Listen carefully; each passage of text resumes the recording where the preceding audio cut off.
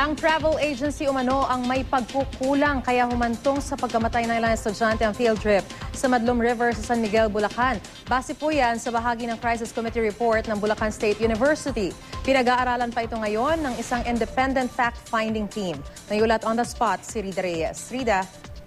Yes, Maris, kasalukuyan ng may closed-door meeting ngayon ng independent fact-finding team na binuo ng Bulacan State University na siya ang natasang magsagawa ng formal na investigasyon kaugnay ng pagkamatay ng 7 estudyante sa Madlum River sa San Miguel, Bulacan itong Martes.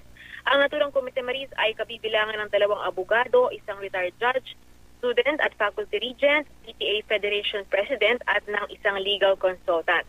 Pagbabatayan ng investigasyon ang isinumiteng 2 pahinang final report ng Crisis Committee kahapon. Kabilang sa mga napag-alaman ng Crisis Committee ay hindi pala kasama sa inaprubahang itinerary ng field trip ang ng mga tourism students ang pagtawid sa Madlum River. I-verify din, Maris, kung talaga nga bang walang dalang life vest, lubid at iba pang mga safety measures ang Adventures Exchange Travel Agency nang isagawa ang naturang trekking.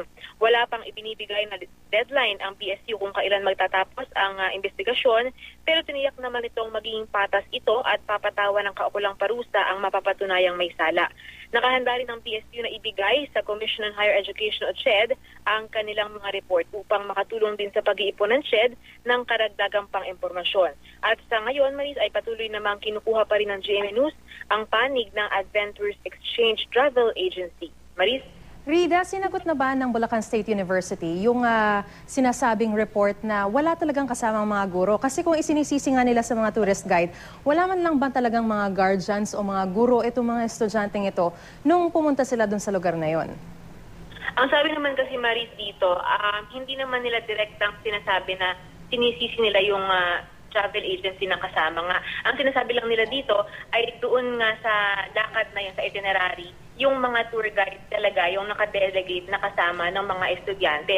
Bukod naman dun sa tour guide galing sa Adventures Exchange Travel Agency, meron pang kasamang 2 local tour guide itong mga bata. Kaya yun daw ay tapat na raw para isagawa nga itong kanilang lakad at hindi naman nga doon nila iniisip na mababago para last minute yung itinerary na napagkasunduan between the travel agency and doon sa mga guro. Marie.